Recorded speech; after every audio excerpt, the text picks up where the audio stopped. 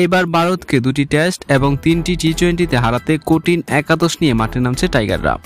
দলে ফিরতে যাচ্ছেন দেশ সেরা ওপেনার তামিম ইকবাল। তো সম্মানিত ভিউয়ার্স, বিস্তারিত জানুন পুরো ভিডিও জুড়ে। পাকিস্তানের বিপক্ষে সিরিজটা বাংলাদেশ শেষ করেছে দারুণভাবে। টি20 বিশ্বকাপে সেমিফাইনালের খুব কাছ থেকে ফিরে আসার পর এমন এক জয় নিশ্চিতভাবেই ক্রিকেট ভক্তদের জন্য স্বস্তিদায়ক। প্রথমবারের মতো পাকিস্তানকে টেস্ট এবং সিরিজ হারানোর অভিজ্ঞতা পেয়েছে টাইগার ক্রিকেটাররা। তবে খুব বেশি সময় বিজয় উদযাপন করার সুযোগ থাকছে না বাংলাদেশের সামনে।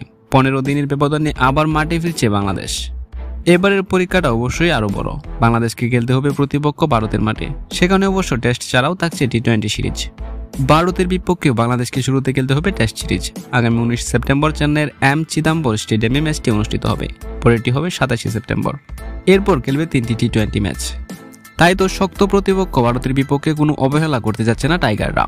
গুঞ্জন শোনা যাচ্ছে দলে নাকি ফিরতে যাচ্ছেন তামিম ইকবাল। তাকে নিয়ে টেস্টের স্কোয়াড ঘোষণা করা হবে।